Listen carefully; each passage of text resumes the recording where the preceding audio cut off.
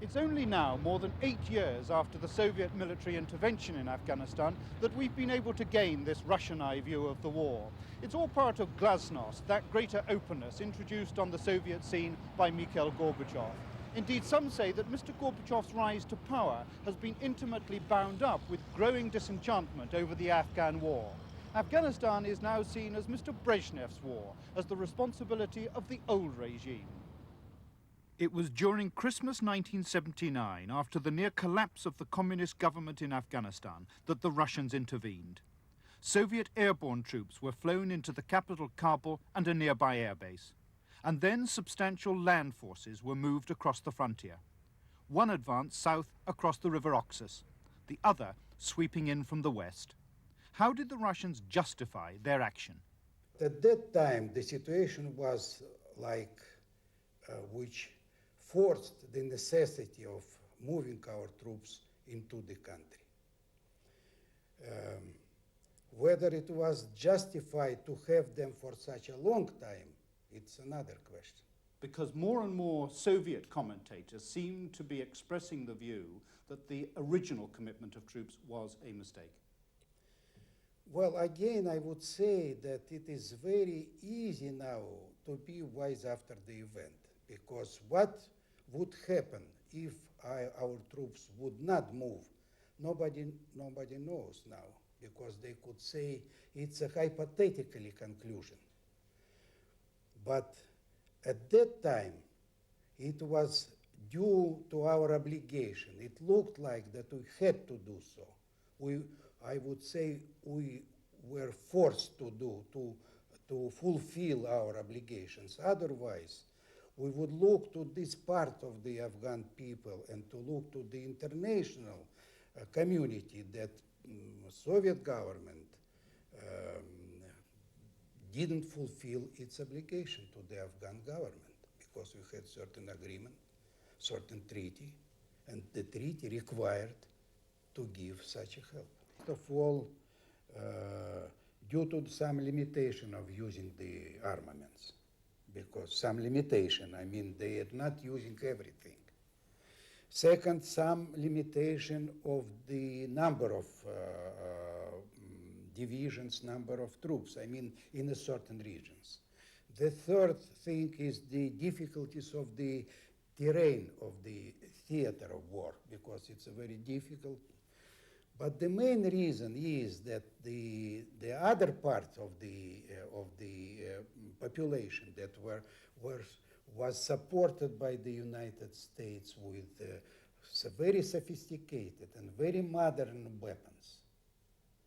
And if there is no such a help from the United States, from some other countries, of course the results will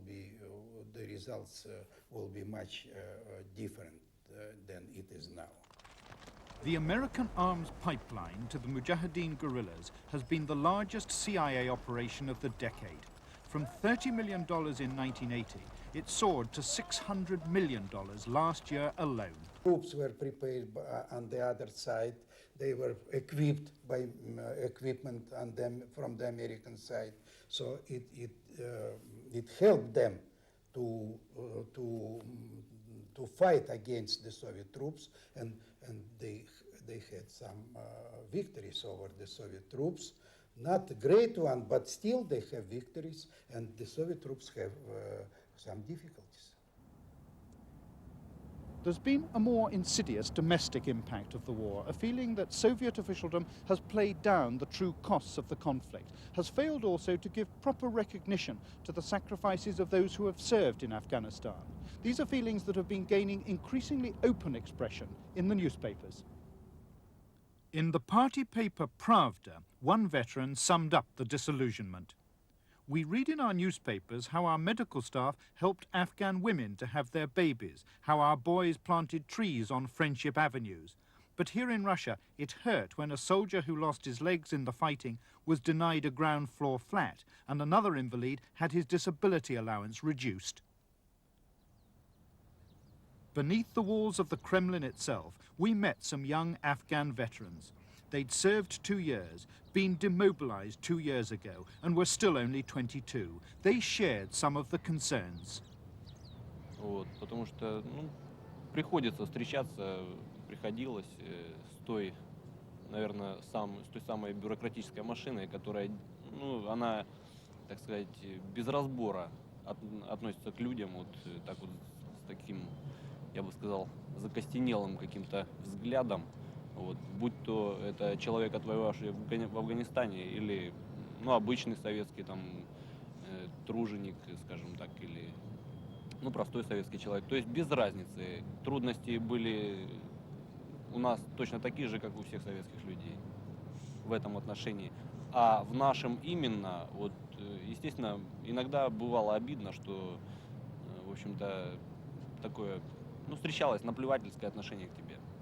Есть тенденции, замечены тенденции к изменению в этой политике, в отношении? Да. Сейчас, вот сейчас именно, вот где-то год-два, это уже, в общем-то, заметно, вот по разговорам с ребятами, которые вот сейчас возвращаются оттуда, вот, что сейчас уже гораздо больше проблем, так сказать, решаются проще, так скажем, с которыми раньше было трудно. Has the Afghanistan war been a popular war for the Soviet people and for the soldiers fighting it, or not? Здесь, я думаю, вообще вопрос такой не совсем, скажем, удачный, да, корректный такой вот, что война популярной вообще быть не может, как само по себе явление, вот. Естественно, это претит вообще человеческому, и она никогда не была у нас популярной, никогда народ не стремился к этому. Are you pleased to have served in Afghanistan? Это трудный вопрос. Афганистан многое дал, он многому научил. Но, как говорится, лучше, если бы его не было. It was less the unpopularity of the war than its diplomatic and financial penalties that persuaded Mr. Gorbachev to cut Soviet losses and get out. Many in the West, of course, had enjoyed the spectacle of baiting the bear and remained skeptical of withdrawal despite the evidence of Soviet intentions. In Moscow, there has been steady interest in the final steps to Geneva. We were filming there last Friday when the Soviet press carried the communique issued by Mr. Gorbachev and President Najibullah of Afghanistan that all obstacles in the way of agreement had finally been removed. For Soviet diplomacy, the agreements marked the conclusion to more than 2 years of activity. It was in February 1986 that Mr. Gorbachev described Afghanistan as the bleeding wound and began to turn Soviet policy from that of indefinite military commitment. But how hopeful were Muscovites that the deal would stick, despite the apparent optimism of their leader, Mr. Gorbachev?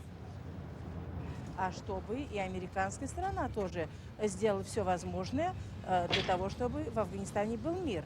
Мы за то, чтобы наши ребята вернулись домой и поскорее. И мы очень хотим, чтобы народ Афганистана жил той мирной жизнью, которой живут и англичане, и советские люди. Мы за это. Скажите, вы удовлетворены лично тем, что советские войска выводятся из Афганистана? Конечно. А почему? Зачем это кровопролитие ненужное? Мне кажется, должен быть на земле мир, и не нужна война. Лишние жертвы. Очень много было нехорошего. И с нашей стороны, конечно, и со стороны соседей Афганистана и Пакистана. И помощь была со стороны, конечно, американского правительства тоже. В общем, там много крови. Вы удовлетворены тем, что советские войска возвращаются? Да. А почему? Как вам сказать? Больше пользы здесь. We have obligations between Afghan government and the Soviet government. And if Afghan government asks us for help, we must carry out our obligation.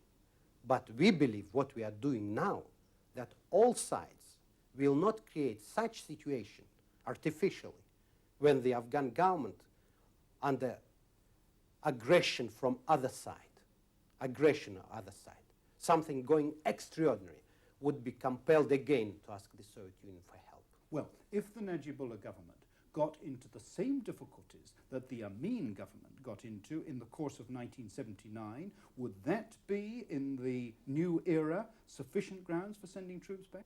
Even in 1979, when we satisfied the request of the people's government of Afghanistan, it was external aggression, as I have told you, external aggression. And now, according to Geneva agreements, all sides agreed on the policy of non-interference in the internal affairs of Afghanistan, to give international guarantees, to provide all facilities for refugees to return back to Afghanistan. And we said that. So the situation now is such that no necessary for our troops for staying there.